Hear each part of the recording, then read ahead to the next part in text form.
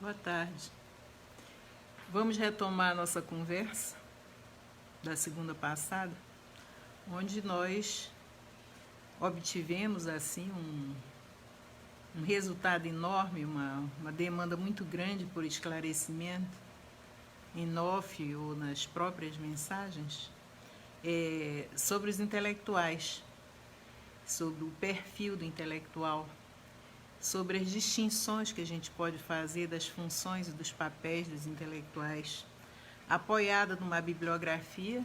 Semana passada eu trouxe 5 autores, hoje eu trago mais 2 para agregar o desdobramento do tema, não é? E hoje o roteiro da nossa conversa vai ser apresentar um modelo antagônico ao modelo mertoniano sobre o intelectual. Nós vimos que o modelo mertoniano ele configura o lugar do intelectual, a estrutura social da ciência e a posição do intelectual nessa estrutura na relação com a sociedade, não é? Que é o modelo do Bourdieu, que é muito mais conhecido do que o mertoniano. Já viraram, digamos assim, algumas categorias já foram naturalizadas até como sinônimos disso ou daquilo que algumas pessoas queiram utilizar, e para nós é uma categoria de análise, para o uso mais corriqueiro é um termo, né? Mas é muito importante também que os dois usos, né, se constituam como parte do repertório interpretativo das pessoas. Então, como nós vimos na conversa anterior, porque isso também é uma aula, nós abordamos os constituintes do ethos do intelectual. Abordamos Weber e Merton, não é?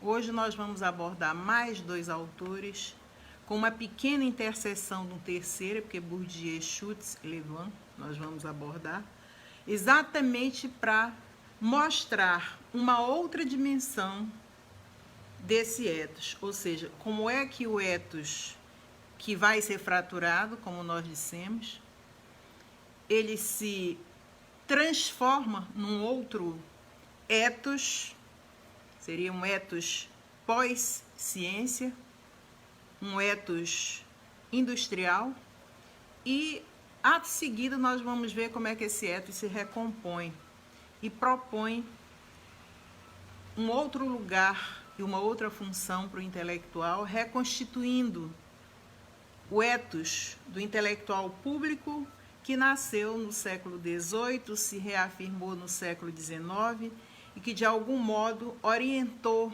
a carreira, as tarefas e o lugar social dos intelectuais do mundo inteiro, também no Brasil, não é? É isso. Então nós vamos relacionar o ethos, aquilo que nós chamamos kudos, que é uma sigla, e o place, não é? Que é realmente o lugar, não é? A posição onde o intelectual está. Vamos comentar sobre essa fratura do intelectual público. Nós vamos trazer ao debate um outro filósofo, o Ivan Domingues, fazer um comentário com o texto do Marcos Nobre, e assim nós vamos ter uma aula mais técnica hoje. Eu tenho a impressão que dá até para anotar, se fosse o caso de ter mais recurso para expor as lâminas aqui, nós iremos fazer isso. Então, o modelo do Bourdieu, que traz 2 categorias que são muito conhecidas, né, mais do que categorias, são conceitos, ele vai trazer para esse debate do intelectual um conjunto de recursos que caracterizam a dimensão da existência do intelectual. Essas 3 dimensões ele vai classificar como capitais, vai atribuir nome a esses recursos, que ele vai chamar de capital econômico, o capital cultural, o capital social e o capital simbólico, não é? Ou seja, o capital econômico não precisa explicar muito, mas são todas as condições materiais ligadas a um resultado econômico, como renda, ou ligada às condições de estruturação, de obtenção de um resultado nessa esfera econômica, não é? Já o capital cultural é mais complexo. Ele se apresenta na teoria do Bourdieu como um conjunto de qualificações e um conjunto também de recursos, aqui chamado de disposições, e que integram o volume de bens culturais daquele meio, daquele ambiente, que tem a ver tanto com o lugar onde está o intelectual, lugar, place mesmo, onde é que ele está, onde é que ele trabalha, de onde ele vem, assim como com a história individual dele, não é? Apesar de todos nós termos qualidades que nos identificam como intelectuais, essas coisas passam a fazer diferença e vão mostrar variações, não só de lugar, mas de estruturação de campo do intelectual, que é a categoria que eu vou formar logo em seguida. Ou seja, esse conjunto de disposições e qualificações intelectuais e de bens culturais pode existir de várias formas, não é? Aquelas formas que são mais individuais, que são disposições do próprio desenvolvimento da individuação do indivíduo num núcleo familiar, num meio, numa classe, não é? Num ambiente social, como também é o conjunto de aquisições em que as pessoas podem, de alguma forma, se reportar ou introduzir no seu repertório, que tem a ver com bens artísticos, culturais, como os títulos da nossa escolarização, que são adquiridos e que são agregados, não é? O capital social são dimensões, portanto, elas são integradas e são relacionais. Mas o capital social é aquele capital que vai apresentar o intelectual a uma outra rede de relações, ou seja, essa rede de relações vai depender da intensidade, vai depender do volume, vai depender da amplitude, pelas quais este intelectual ou este grupo de intelectuais vai mobilizar tanto o capital econômico, como o capital cultural, como este capital social em benefício da formação desses intelectuais, da estruturação do campo intelectual e em benefício também do resultado que se quer atingir, não é? É muito importante porque quando a gente vê um pesquisador de formação recente tentando se articular e instituir uma interlocução com o seu campo de conhecimento, nós percebemos rapidamente se ele está mais integrado ou menos integrado no seu campo pelo conjunto de relações sociais, pelo volume do capital cultural que ele integra e pelo modo em que essas duas dimensões da sua vida e da sua inteligência, né, vão ser colocadas à disposição da sua carreira e do seu diálogo inaugural com seu campo de conhecimento. Então, há condições favorecedoras nessas três dimensões e com capital social não é diferente. Ou seja, nós acreditamos que mudanças, permanências, posicionamentos institucionais, todos estão relacionados ao tipo de capital social que o intelectual integre no momento da sua formação, consolidação e dinâmica da sua função e do seu papel. Por fim, o capital simbólico, que a gente pode dizer que é o coroamento ou é o resultado da interação dos capitais já, não é, considerados como recursos, mas já detalhados, não é? Mas aqui tem uma diferença fundamental, ou seja, este capital simbólico vai ser a forma pela qual o intelectual vai ser visto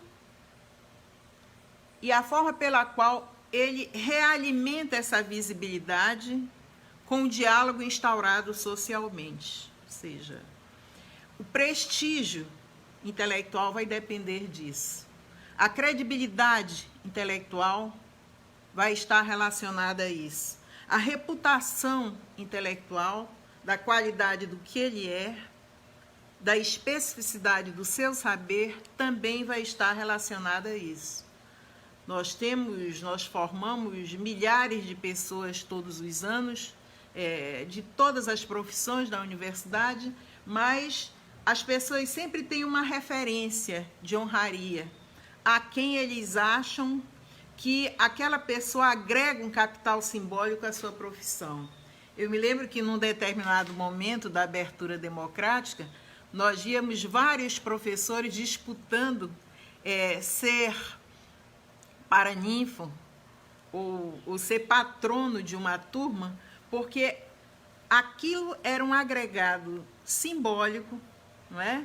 Pelo qual aquele professor levava para a sua vida, assim como os alunos achavam, na medida em que eles fossem escolhidos, é bem diferente do que aqueles que escolhem não sei quem, porque financiou a festa de formatura, não é isso? Mas aqueles que representavam verdadeiramente o símbolo e a especificidade daquela profissão.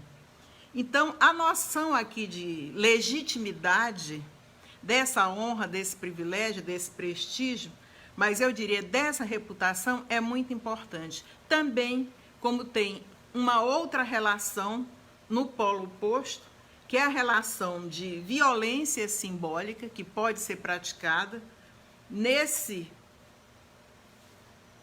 expressão dessa dimensão do capital simbólico, que também deve ser considerada. Eu estou falando mais rápido, que é para ver se a gente passa desse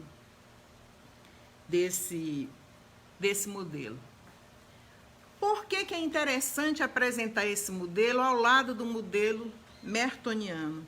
Porque, não só porque é mais conhecido, mas porque a teoria formulada pelo Bourdieu deu lugar a várias interpretações e são muito conhecidas hoje, como essas categorias beneficiam toda uma teoria da cultura e tanto a sociologia dos intelectuais, aquela que está, digamos assim, mais emblematicamente expressa nos trabalhos do Sérgio Miceli no Brasil, que eu trouxe na aula passada, como uma sociologia das ideias e uma sociologia da cultura, aquela que está mais expressa também na contribuição da Elie de Bastos e do André Botelho no pensamento social brasileiro, que eu trouxe na aula anterior. Essa noção, então, de hábitos vai ser muito importante porque ela vai estruturar uma outra teoria, ou ela vai se beneficiar, ou vai alargar as percepções teóricas de uma outra teoria, ou seja,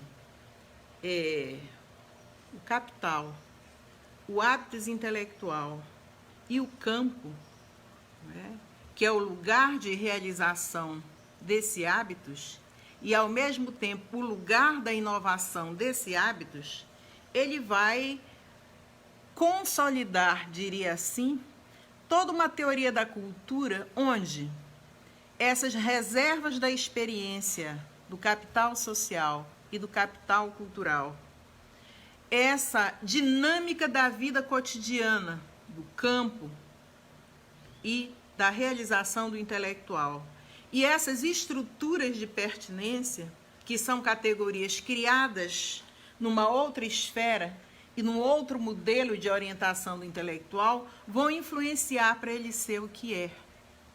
Vão influenciar para que os grupos sociais se posicionem desta ou daquela maneira.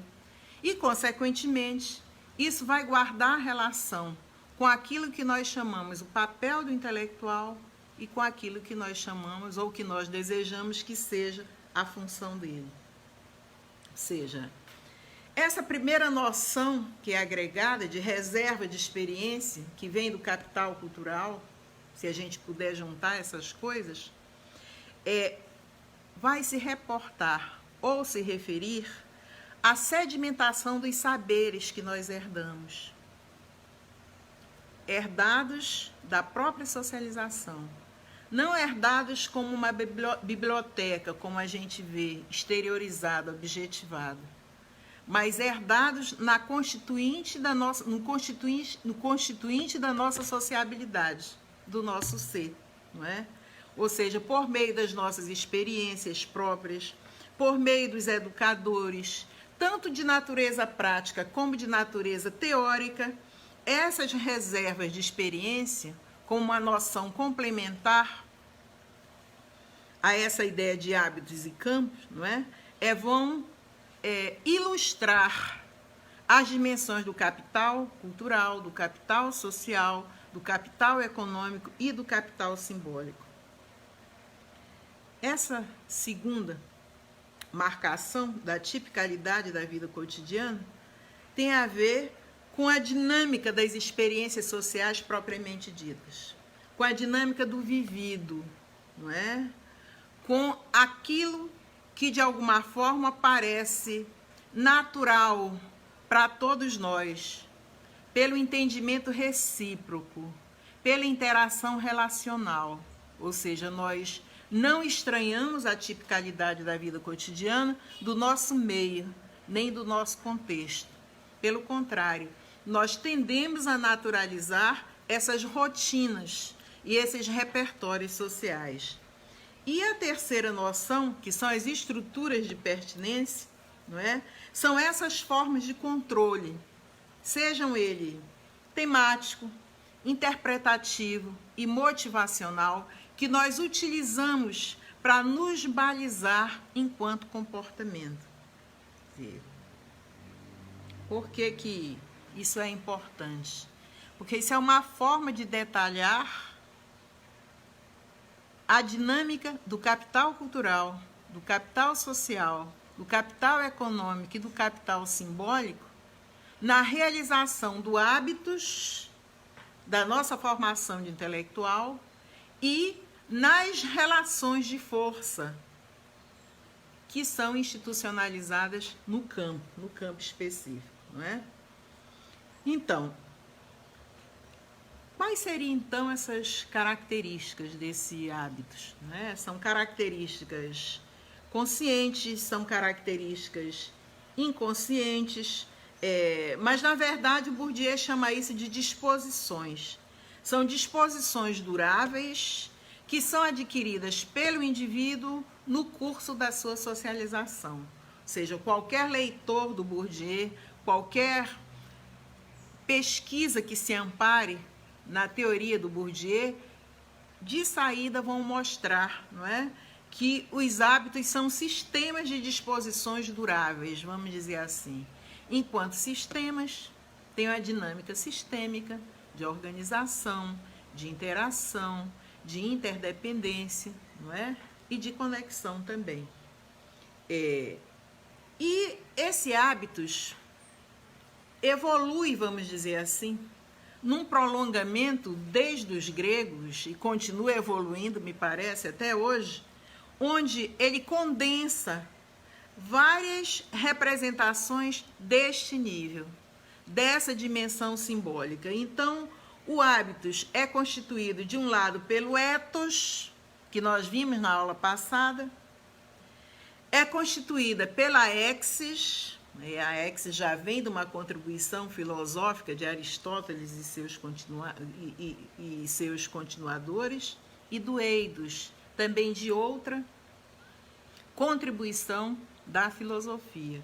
Ou seja, o hábitos se compõe, então, dessas três características e tem uma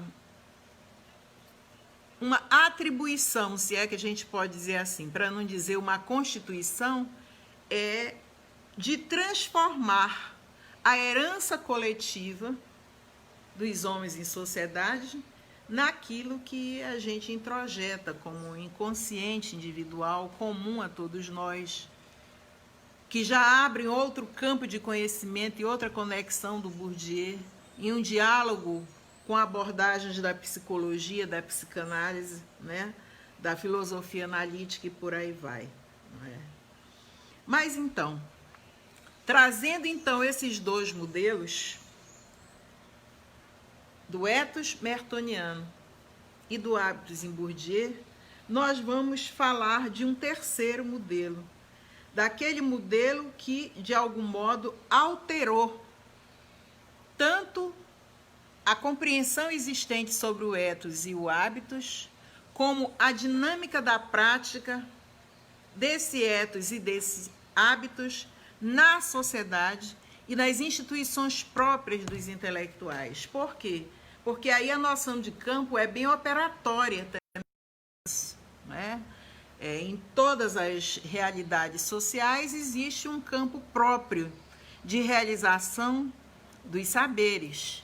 E o saber científico é um desses saberes, é um desses conhecimentos, é um dos lugares de expressão desse conhecimento. Pois bem, o John Zeeman, que é um físico de formação e um estudioso da sociologia, ele também trabalha com a sociologia, ele alterou o modelo mertoniano com aquilo que depois se convencionou a chamar de kudos. Na verdade, é uma sigla, é um acograma, né? como as pessoas dizem.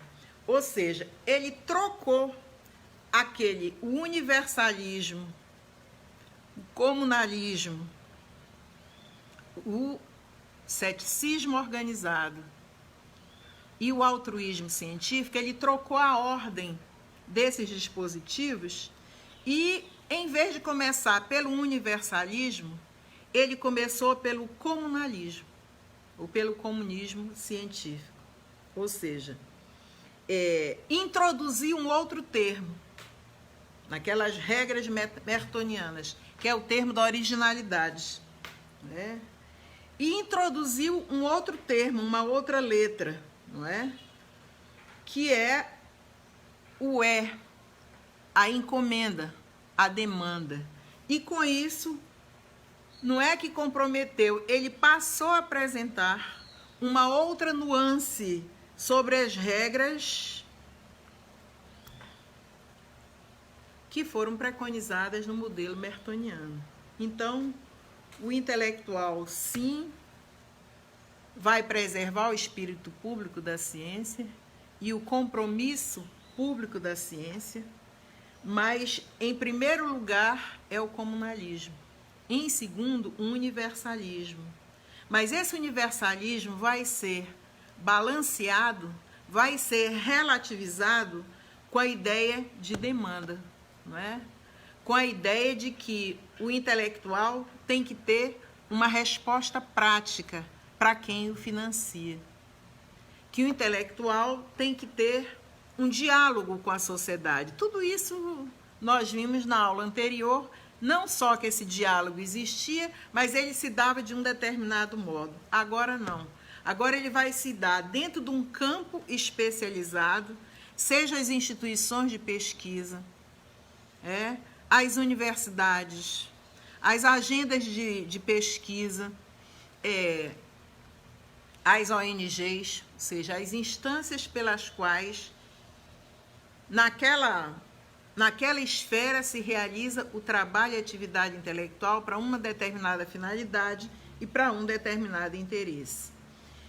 E isso vem coincidir, não é, com vários debates, mas esses debates se desenvolvem de uma forma mais ordenada dentro das instituições científicas, dentro das academias, porque elas é que vão sustentar ainda o modelo mertoniano do universalismo da ciência, do valor intrínseco da ciência, da ação desinteressada do cientista e a distância dessa ciência do local.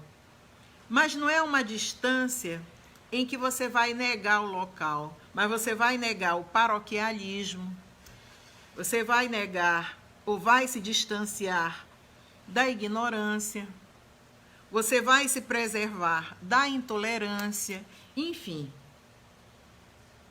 A ciência universal, ela está acima dos problemas nacionais, das raças, dos credos, mas ela não está indiferente aos projetos nacionais, à problemática racial e ao próprio desenvolvimento dessas instituições de crença. Ela não é indiferente a isso. Ela vai ser independente, e aqui o distanciamento quer dizer independência, livre, não é, desses constrangimentos. E isso foi uma, digamos assim, uma orientação que foi aceita no mundo inteiro. A Associação Americana para o Progresso da Ciência, a Nature publicou em várias oportunidades, não é, esses indicativos e, digamos assim, esses consensos construídos em relação à ciência, e, de alguma forma, a ciência acadêmica se consolidou com esse perfil, se consolidou com esse,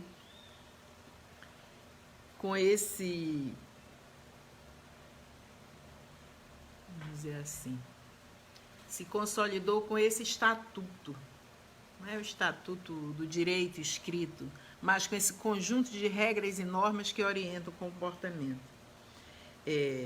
Então, admite-se que, simultaneamente ao ethos intelectual mertoniano, nós vamos ver emergindo, especialmente algumas formações sociais, os Estados Unidos saiu primeiro, a Alemanha, na própria Inglaterra, uma outra orientação que passa a coexistir com a orientação acadêmica propriamente dita, que é a orientação que ele vai denominar, esse mesmo teórico, não é? Vai denominar de place e de lugar. E aí vocês vão ter mais clareza por que é tão contraditório o papel e a função do intelectual, né? Ou seja, o intelectual, agora, 15 anos depois do ethos mertoniano, e 40 anos depois de que esse ethos continha em si a tarefa do intelectual público, vai colocar um outro acograma, que ele vai chamar de place, e que começa com a letra P de proprietário, né? A palavra está escrita em inglês, né? Proprietário do conhecimento. Mas, na verdade, que vai remeter, de novo, à privatização do conhecimento. E, dessa vez, sem nenhuma inocência, ligada a uma determinada forma de controle e de obtenção de resultado do trabalho intelectual. O L, que vai ser introduzido nesse acograma, tem a ver com local, tem a ver com lugar, tem a ver com a solução de problemas concretos, e não mais uma visão geral e universal. Então, o universalismo aqui passa a ser apenas uma referência romântica do intelectual público, ou seja, a noção de proprietário do conhecimento e a referência ao local passa a ser as duas outras tarefas que vão constituir indicações desse acograma. O terceiro é o C, que vai ser institucionalizado como comissionado ou comissionável, ou seja, aquele campo disciplinar, o intelectual e as tarefas da ciência também podem ser feitas por demanda, podem ser feitas por um empreendimento encomendado. Eu estou traduzindo, estou o tempo todo raciocinando alto. E essa encomenda tem fins práticos e é feita sob medida. Então, agora você vê vários institutos de pesquisa no mundo inteiro trabalhando por uma causa comum, no caso, a vacina para nos proteger do Covid. Isso é uma encomenda. Mas é mais do que uma encomenda pública. É uma encomenda privada para determinado segmento especializado e determinado campo de competência e de saber específico para essa finalidade. E, por fim, aquele intelectual público de grande sabedoria, né, e que dialogava permanentemente em causas da sociedade, do seu interesse, ele vai ter um diálogo mais restrito. E esse diálogo mais restrito vai depender da área de conhecimento que ele tem, da área de competência que ele tem. Ou seja, surge o especialista, surge o expert. Com um perfil pragmático, utilitarista e que vai conduzir o aprimoramento do indivíduo focado para aquela área, não é? E a criatividade pessoal desse intelectual vai ser dirigida para a resposta de problemas daquele campo disciplinar, daquela área, daquela tarefa. Eu dou um exemplo concreto. Esse CBA tem sido uma causa de enorme disputa e debate no Brasil inteiro. Ele foi criado para uma finalidade e não consegue implementar essa finalidade. Mas hoje eu vi com muito bom sinal pesquisadores da área biomédica, da área biológica, pessoas que lidam com a produção de antígenos, dizer que eles vão produzir determinados antígenos, não é? E que essa produção vai ser muito mais efetiva e vai dar uma resposta mais imediata do que aquele material que é comprado de fora, que vem da China, que vem da Coreia, que vem de outros cantos. E eles vão incluir nessa pesquisa essências, resinas, né, e outros produtos provenientes dos vegetais ou de uma planta especificamente, não é? Que já tem uma tradição de estar presente no repertório de investigação desses pesquisadores.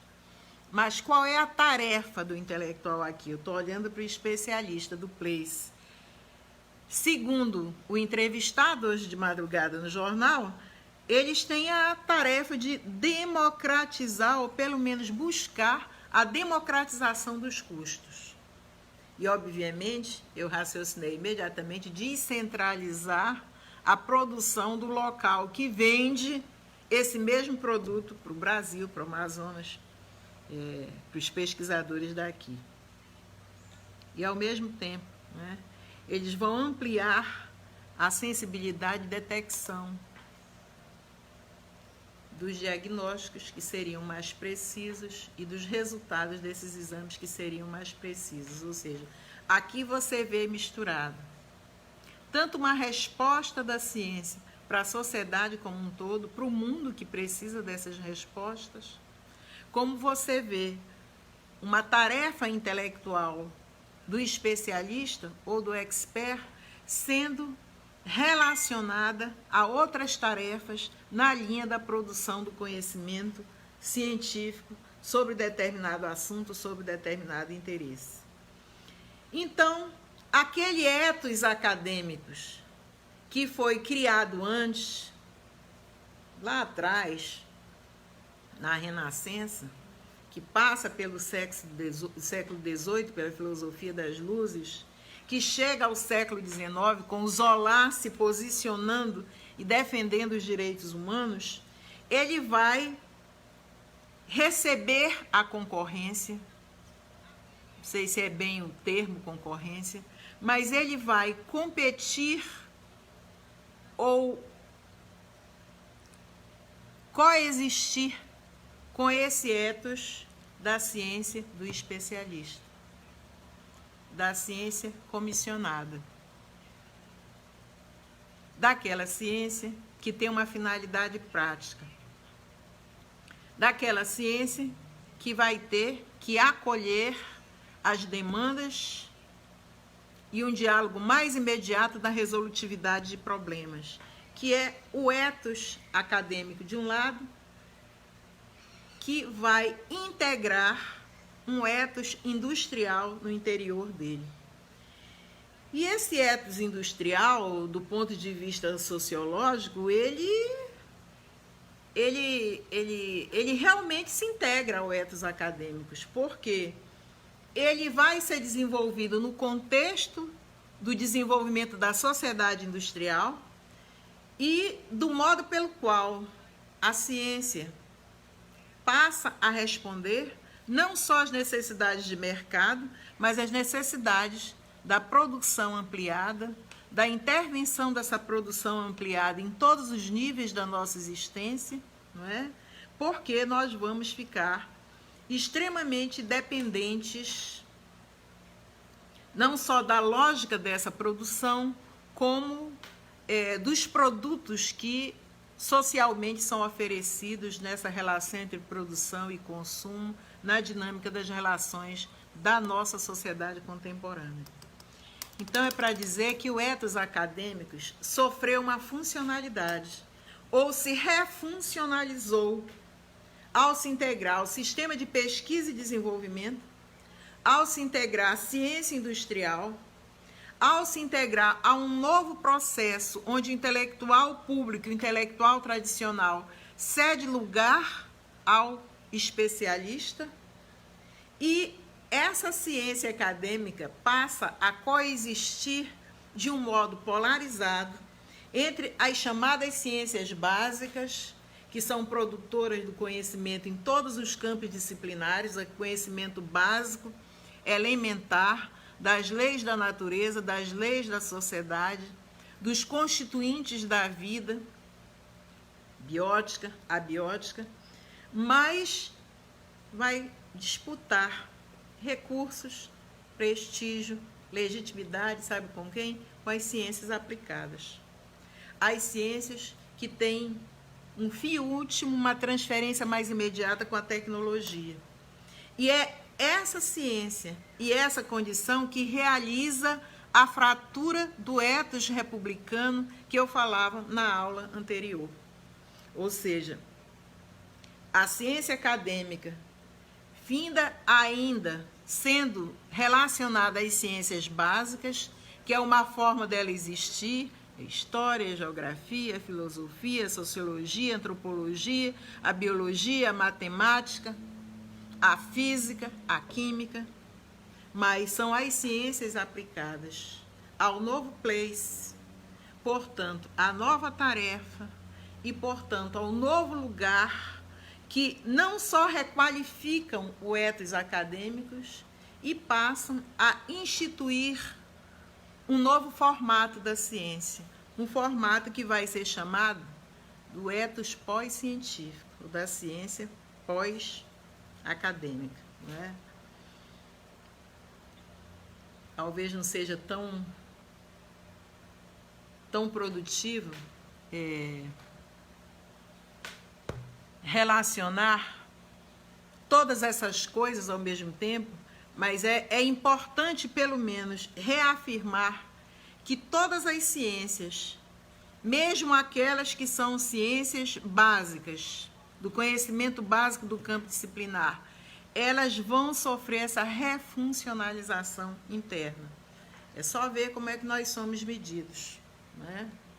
Sejamos do direito, sejamos da biologia, nós temos um determinado padrão de comportamento nas nossas instituições, mas isso não é suficiente. Nós precisamos produzir textos, nós precisamos divulgar esses textos, nós precisamos nos inserir num determinado campo mais próximo de diálogo, nós precisamos contribuir para o fortalecimento desse campo de diálogo e ainda formar pesquisadores no próprio ambiente desse campo de diálogo e com repertório de pesquisa contextualizado com aqueles pares, ou seja, que se reportem aqueles pares.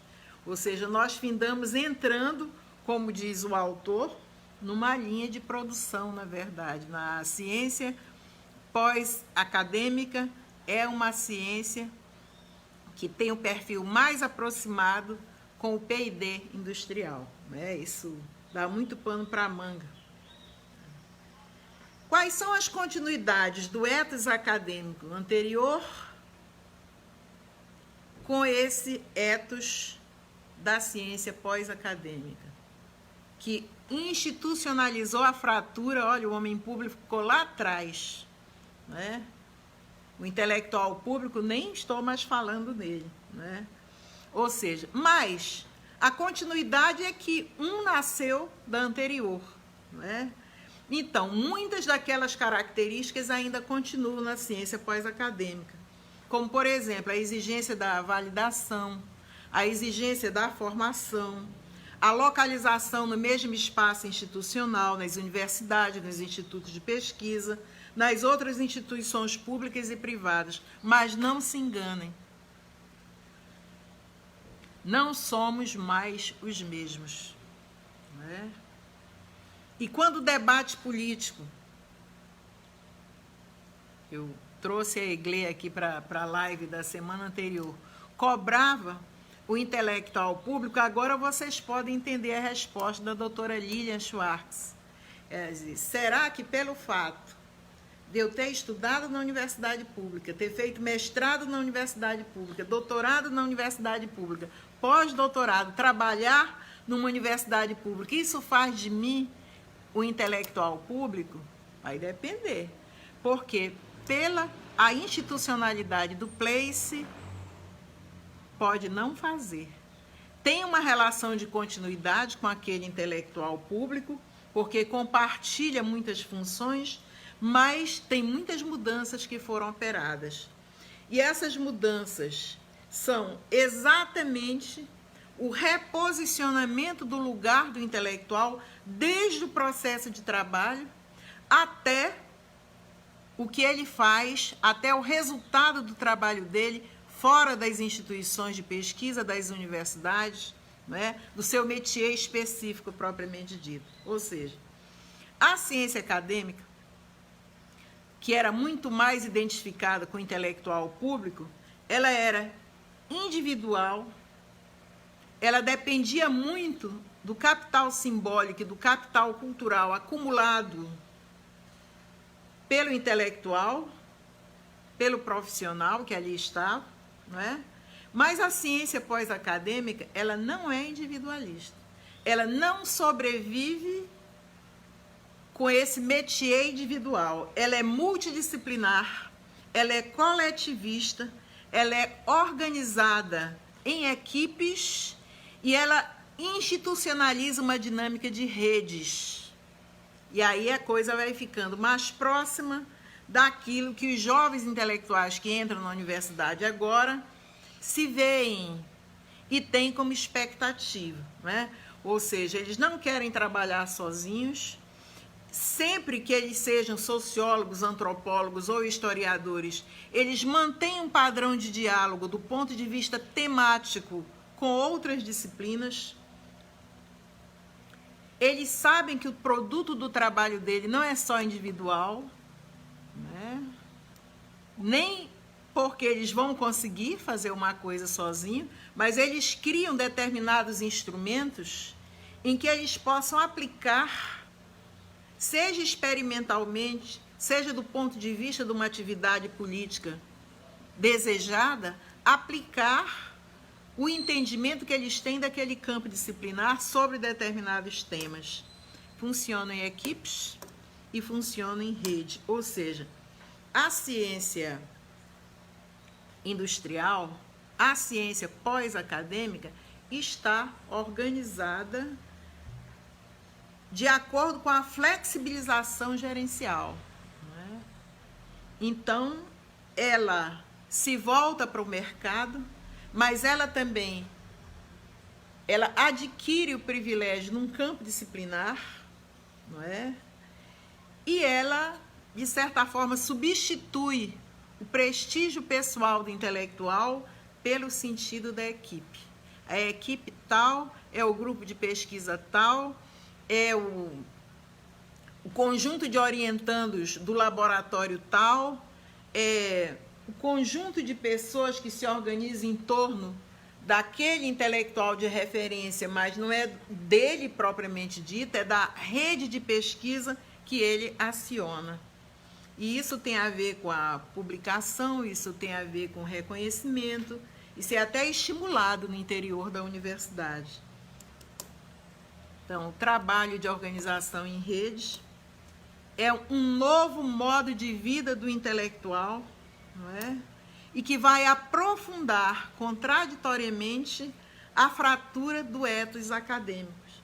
Isso vai alterar a praxis científica e vai alterar os fins da ciência.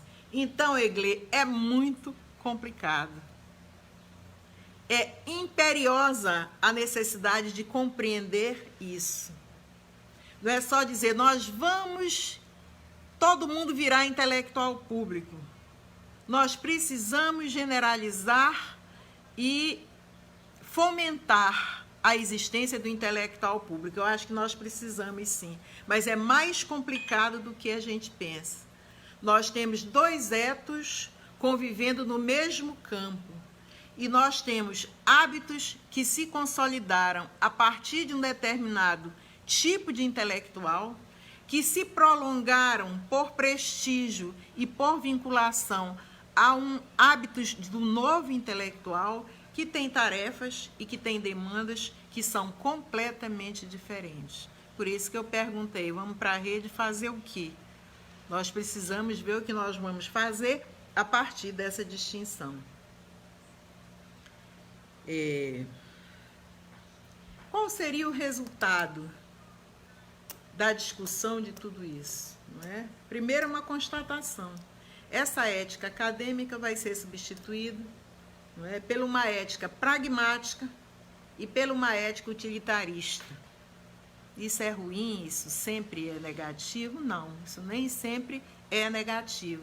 Há determinadas questões que só o conhecimento especializado pode se envolver. Isso não é demérito para nenhum outro intelectual. É que aquele campo específico de formação foi instituído e foi institucionalizado para esse tipo de resolutividade. Mas isso não significa dizer que isso tem, não é, um determinante para o resto da vida de assim ser, não é isso. A questão é que, até que ponto essa ética pós-acadêmica, que foi integrada por determinados mecanismos a responder localmente e a uma demanda, pode também fazer valer o princípio da responsabilidade social, que não é só a responsabilidade social do especialista, mas é aquela responsabilidade social do intelectual público, né? Essa é uma questão que precisa ser melhor examinada. Então, nós vamos ter o quê? Uma polarização de dois ethos. Um ethos que está vinculado à responsabilidade social e uma ética utilitarista. O que o Ziman coloca é que elas não são totalmente antagônicas, porque elas, de alguma forma, são provenientes uma das outras. Mas, na prática, o que acontece é que elas vivem em conflito institucional. E esse conflito, às vezes, não está muito visível para nós de onde ele é proveniente.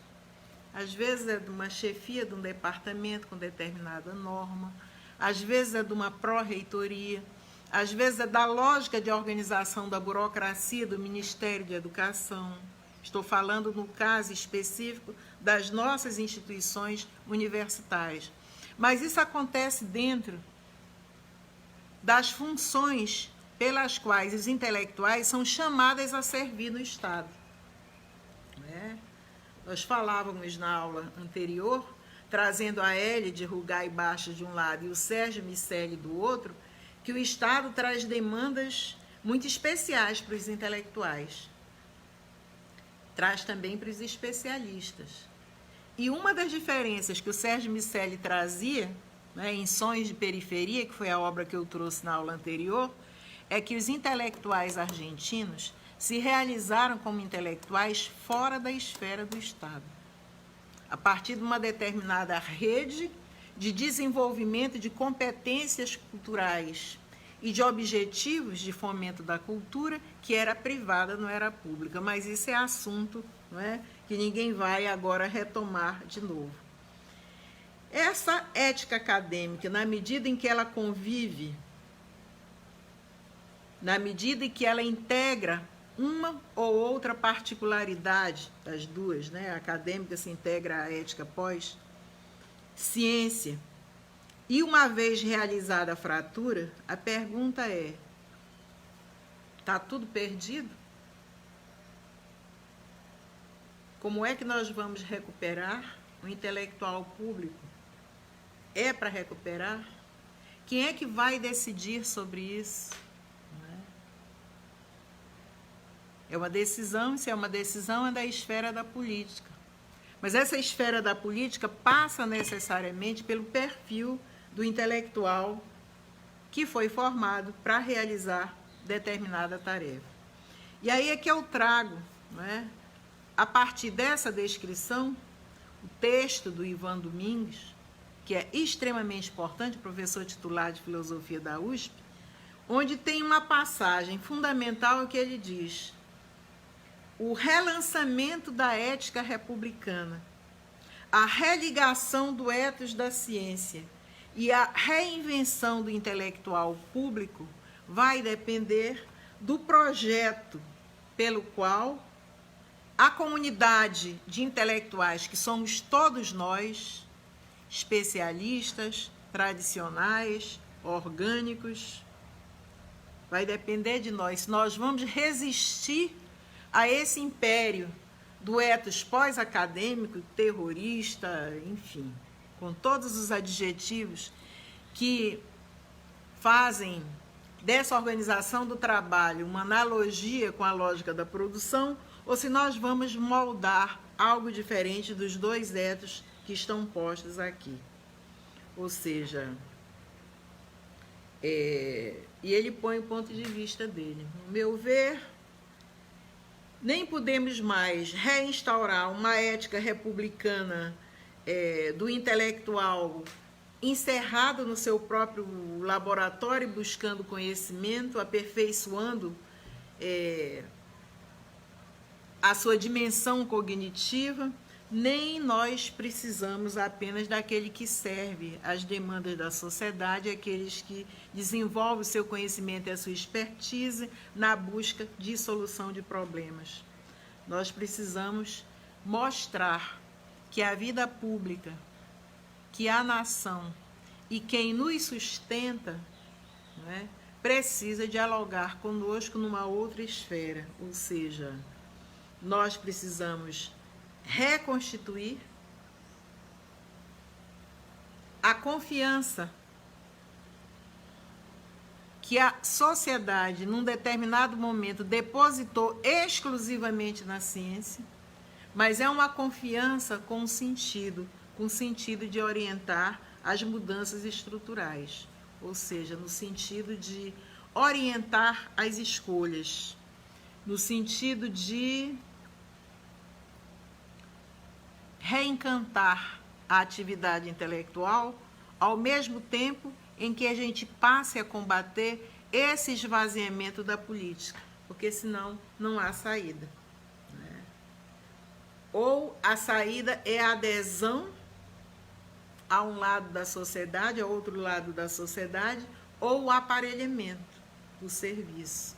Então, o debate aqui, que começou nas 4 formas de institucionalidade da ciência sugerida pelo Merton, passando por uma ampliação do debate com a abordagem crítica, cognitiva e estrutural do Bourdieu, né, se completa numa teoria da cultura, e nós podemos também abordar o lugar e o papel do intelectual e as representações constitutivas deles a partir do momento que nós fazemos esse itinerário, que é aparentemente complexo, mas não é tão complexo assim, e chegamos a acompanhar o processo de fratura pública, a convivência de 2 ethos que concorrem e até disputam entre si, não é?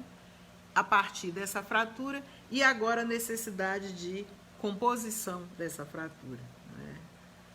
E aí eu vou dar um salto aqui para pensar o como, de que modo, né? Qual é o modelo?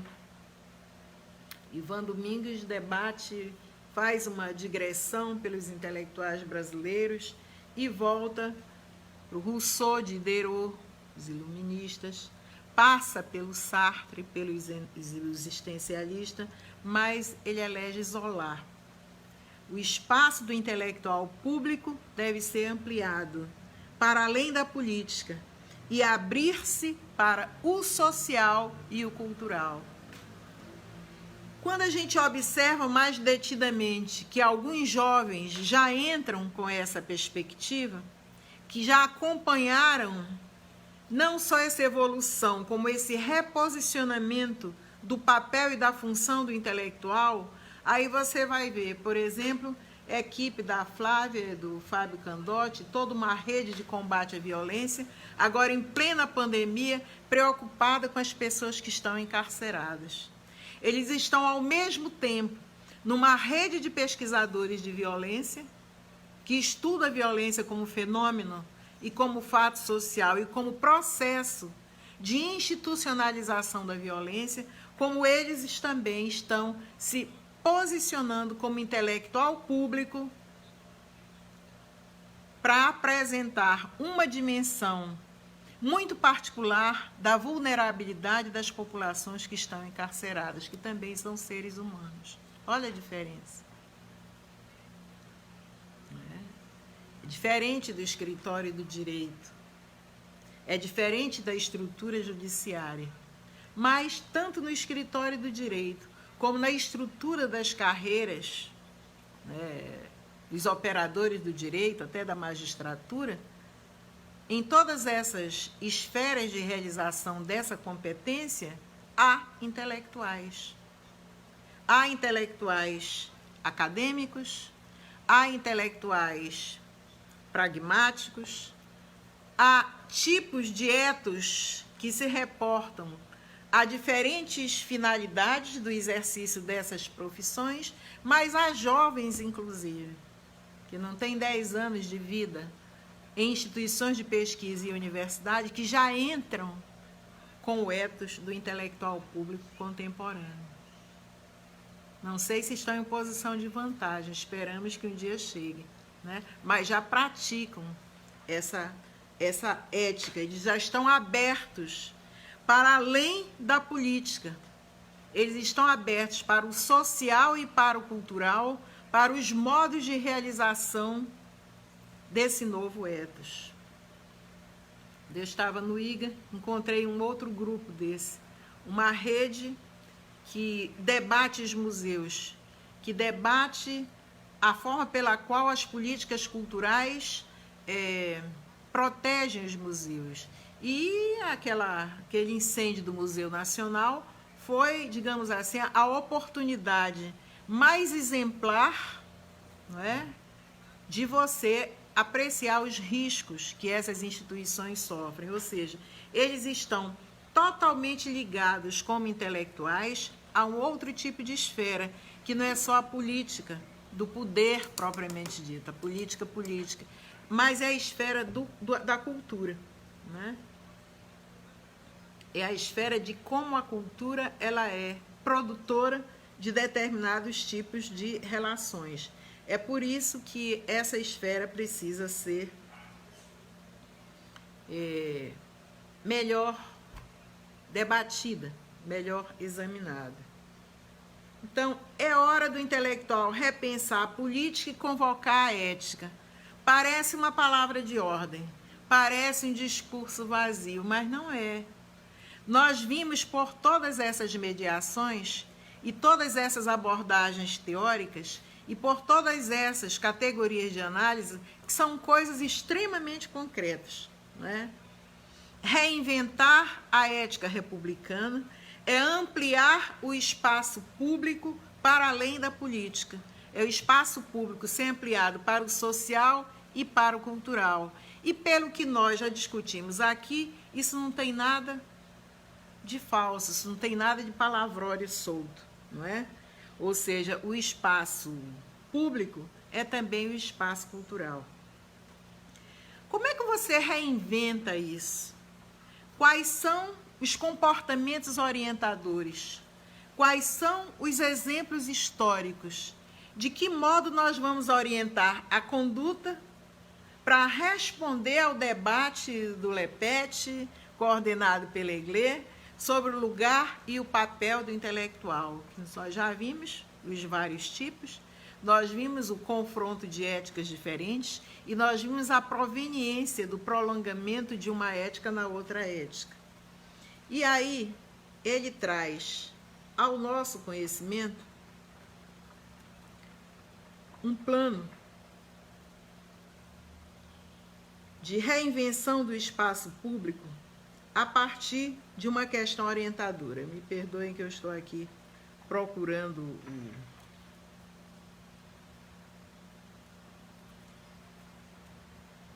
uma questão orientadora.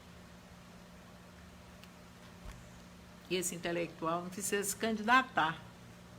Esse intelectual não precisa ser só secretário de Estado. Mas ele pode reinventar o espaço público como espaço da crítica, se dedicando a uma causa, se dedicando a uma tarefa. Tem vários exemplos aqui fantásticos. Como Dewey, nos Estados Unidos, abraçou a causa da educação na América. Não é? Esse é um exemplo. A gente poderia falar do Paulo Freire. Aí você vai começar a entender por que se quer derrubar o Paulo Freire. Ou então, como Adorno, Horkheimer e Benjamin, desenvolveram todos os seus esforços para a compreensão da indústria cultural. Ou seja, eles não eram deputados, eles não eram senadores, mas passaram a nos ensinar como é que é a indústria cultural e como se realizam os mecanismos de reprodução de um determinado tipo de ação comunicativa na nossa sociedade. Ou ainda como Habermas, como Chomsky e Humberto Eco, que se pronunciam não só sobre seus temas especializados, não só sobre linguística, não só sobre filosofia, não só sobre teoria crítica, mas eles passam a se pronunciar por vários temas, por várias demandas. Ou ainda, como Foucault. Foucault dirigiu vários esforços para mostrar os micropoderes, mas mostrar também a biopolítica, para mostrar o biopoder, ou seja, nessa esfera temática, você articula o cultural, o social e o político. Me parece ser essa a chave de interpretação para nós compreendermos o papel e a função do intelectual contemporâneo. Ou seja, isso pode ser feito por duas formas. Eu achei muito interessante a ideia que ele trata. Você pode invadir as áreas e, de alguma forma, articular a política, a cultura e a sociedade, ou a sociabilidade. Ou você é convocado como especialista.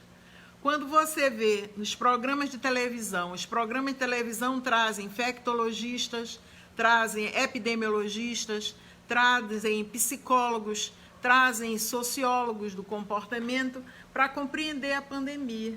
A pandemia não vai ser compreendida apenas como algo natural restrito à dimensão das ciências fundamentais, da biologia, da medicina, da epidemiologia, etc. e tal. Ela vai ser compreendida também, não é, como uma intervenção brusca em todos os níveis da nossa organização, das nossas instituições e da nossa sociabilidade. Por isso ela convoca várias opiniões, várias pessoas para se manifestarem da mesma forma. Então, de um lado você invade quando você emite uma opinião em que você não é chamado, mas você tem a convicção científica e o compromisso ético de dizer aquilo. De outro lado, você pode ser convocado e da mesma forma responder no mesmo nível em que é demandado. Com isso, O que se quer dizer, e eu concordo com o Ivan, é que o espaço desse novo intelectual está vazio. Tem gente que, embora não tenha inteligibilidade de todo esse itinerário, tem feeling, sente na pele, ou então tem uma intuição de que aquilo está acontecendo, como a Eglê. Disse, meu Deus do céu, nós chegamos tarde demais. Nós deixamos que um determinado tipo de obscurantismo invadisse o nosso espaço. Na verdade, eles estão no espaço em que eles estão construindo. Os intelectuais públicos é que têm que construir um outro espaço, ou ocupar um espaço que ainda não existe, porque esse perfil de intelectual é um perfil que está sendo ainda modelado. E tem uma estratégia de fazer isso. De um lado, é você se posicionando em reunificar determinados saberes. O Edgar Morin vem trabalhando isso há muito tempo. Mas, de outro lado, você tem que quebrar o isolamento do especialista ou das instituições especializadas. Ora, o Musa fez isso. O Musa, dirigido pelo Enio Candotti, colocou o Musa como um museu vivo de observação de processos e de fenômenos das ciências da natureza, mas que se reposicionou todos os outros e chamou os especialistas para um diálogo qualificado com a ciência. Com isso, o Musa quebrou o isolamento, não foi só do Musa, quebrou o isolamento de todas as instituições do local onde ele está, implementado. Articulou com governos, com a esfera do legislativo, procurou ampliar direitos nessa esfera, mas também trouxe especialistas do INPA, do Hospital Tropical, não é? Da universidade, dos institutos de pesquisa, para um diálogo novo acerca do que significa um museu vivo na Amazônia, que significa apresentar os processos e as interações desses processos, desses fenômenos no trópico úmido.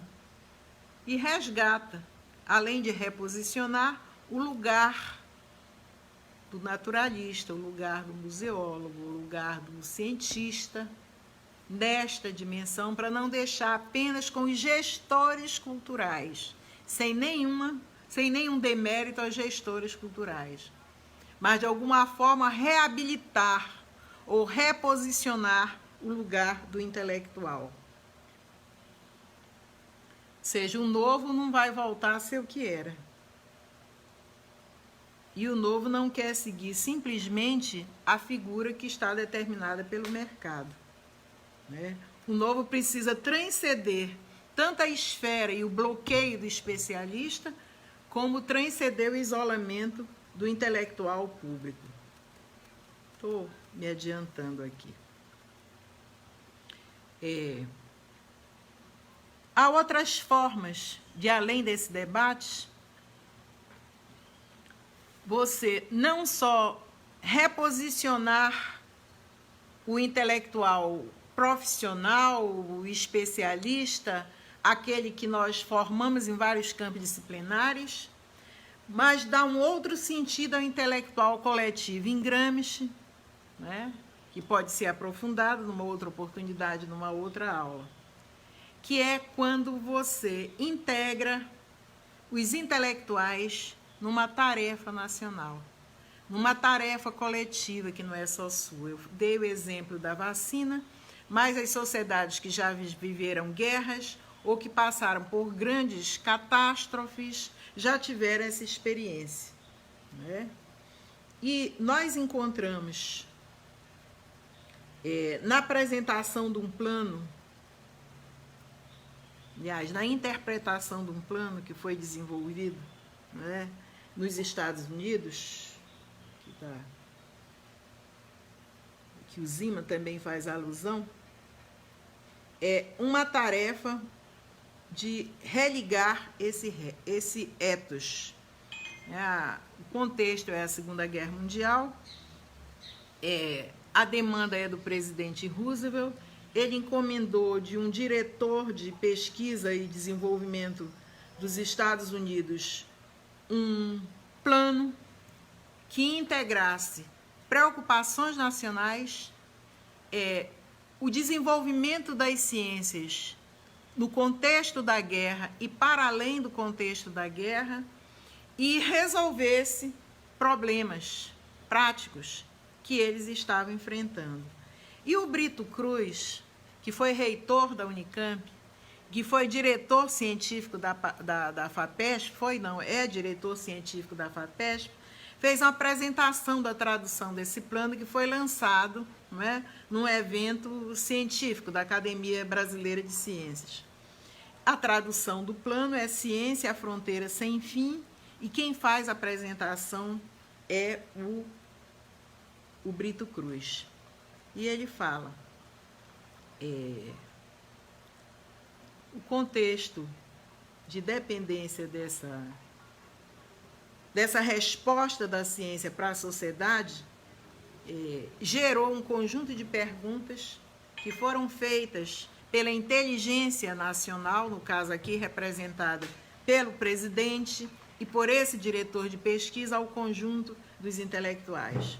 Primeira questão norteadora, e eu vou ler.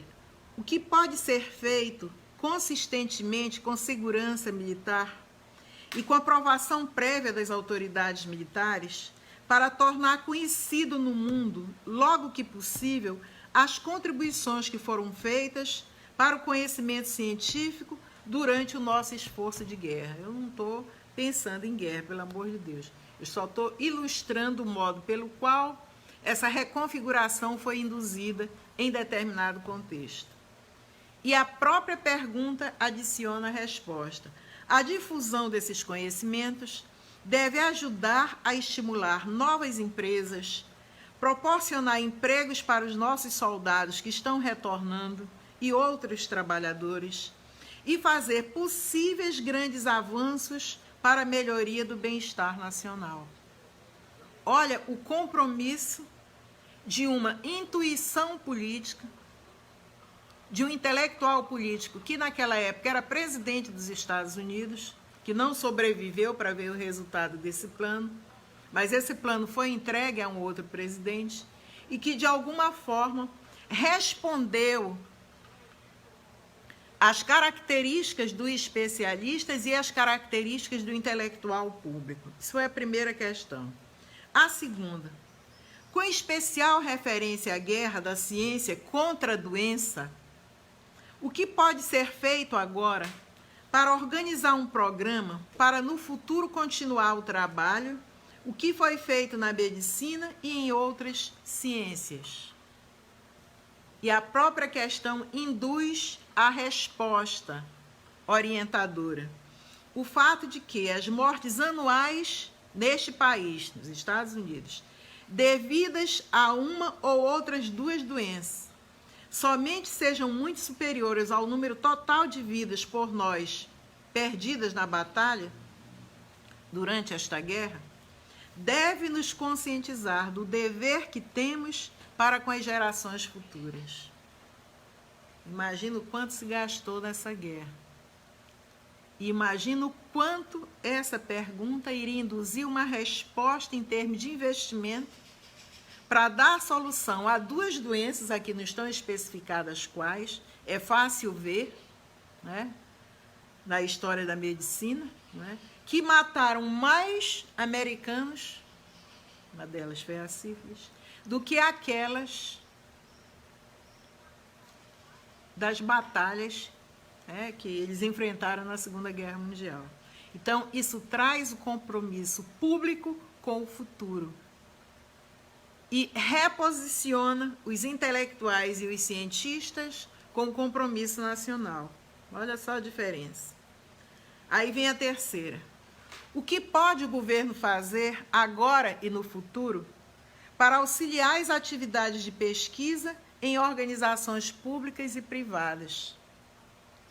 E aí a própria questão orientadora responde: o papel adequado das organizações públicas e privadas e sua inter-relação deverão ser cuidadosamente considerados.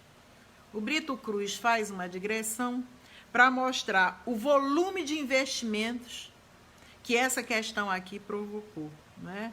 E, inclusive, os modelos que surgiram a partir daí, de vários intelectuais, da pesquisa e o desenvolvimento, aquele modelo empresa, universidade e Estado, que surge a partir daí como um modo de direcionar e reposicionar a atividade científica e a atividade intelectual.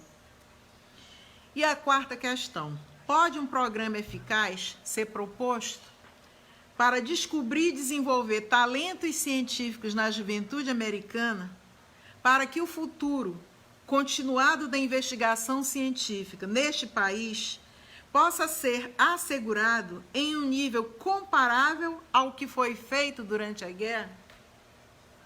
Isso é ao mesmo tempo uma autocrítica e uma revelação. Durante a guerra foi feito um esforço enorme de envolvimento da ciência e das instituições científicas para encontrar a resposta ao fenômeno da guerra. Mas ele está perguntando: eu quero mais. Eu quero que a juventude americana, eu quero que os talentos científicos sejam descobertos entre os jovens americanos, para que a investigação científica nesse país possa estar sempre no mesmo nível de todos os esforços nacionais envolvidos durante a guerra. Vejam só, um problema, uma catástrofe, uma experiência traumatizante, que foi a guerra, não é? E, em síntese, o que quer esse plano?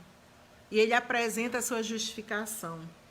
As novas fronteiras da mente estão diante de nós, e se elas forem atacadas de forma pioneira, com a mesma visão, ousadia e intensidade com que lutamos essa guerra, podemos criar empregos em maior quantidade e mais frutíferos e alcançar uma vida mais completa e mais proveitosa.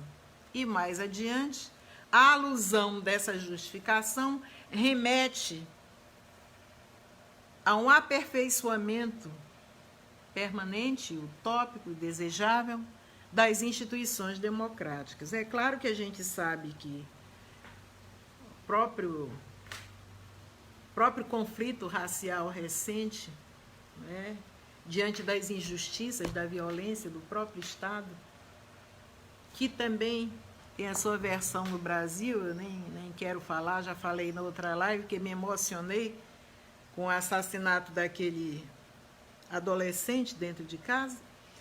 Tudo isso espelha que essas questões orientadoras também têm dificuldades de serem realizadas no ponto de vista concreto, mas elas orientam sobre o lugar, sobre a função e sobre o papel do intelectual. Eu queria completar esse cenário com um artigo que saiu hoje, foi hoje ou foi ontem, do Ronaldo Tadeu de Souza, onde ele analisa de uma forma crítica um novo livro do Marcos Nobre, né? E analisa a tese do Marcos Nobre sobre o lugar coletivo do intelectual brasileiro nesse momento de crise política que nós passamos. Eu não vou tratar desse assunto aqui, não foi o objetivo desse roteiro. Mas é para dizer que o assunto está na agenda e está na pauta. E os nossos pesquisadores, especialmente do IFIS e do Programa Sociedade e Cultura da Amazônia, não sei se todos eles, mas pelo menos os de 3 turmas atrás, tiveram o privilégio de assistir o Marcos Nobre aqui, trazido pelo Renan Freitas Pinto, e que apresentou o seu entendimento daquele momento. Ele foi o único intelectual em 2013, 2015, que por primeiro se posicionou sobre os fenômenos do quebra-quebra, do fenômeno vem para a rua, de uma ressurgência de movimentos sociais, em que contexto, com que sentido eles tinham surgido. Mas é um artigo espetacular, eu sugiro que vocês leiam. porque tem toda uma mudança e toda uma expectativa do que eu estou insistindo em chamar de reposicionamento dos intelectuais, especialmente dos intelectuais que pesquisam ou aqueles que são ativistas de partidos políticos e de instituições que dialogam com a política e que, de alguma forma, têm uma ideia e têm um projeto e têm um sentido, né, que só se explicita na prática da interpretação e da ação desses intelectuais na realidade brasileira. Então, a gente pode não concluir, mas chegar à aproximação desse roteiro que nós desenvolvemos hoje, que tem representações inovadoras, cujas configurações ainda não estão completas, que tem funções que são desafiantes e que se guardam relação por tradição de origem aquelas funções que se realizaram em outros contextos e em outros tempos, são demandas inovadoras que requalificam a função que o intelectual tem hoje. E o papel dele, seja individual, seja coletivamente, é sempre um papel que inspira uma mudança social para a consecução de objetivos que ainda não foram realizados na sociabilidade humana, mas que já foram inventados. Alguns, inclusive, foram formalizados, mas que ainda estão à espera de uma política intelectual norteadora, de um princípio de convocação dos intelectuais para pensar a nação, pensar a vida coletiva, pensar os diferentes, pensar os vulneráveis, pensar as minorias. E pensamento para nós não é só ideia, ele está diretamente ligado à ação. E nós vamos voltar ao assunto. Muito obrigado, vamos encerrar agora.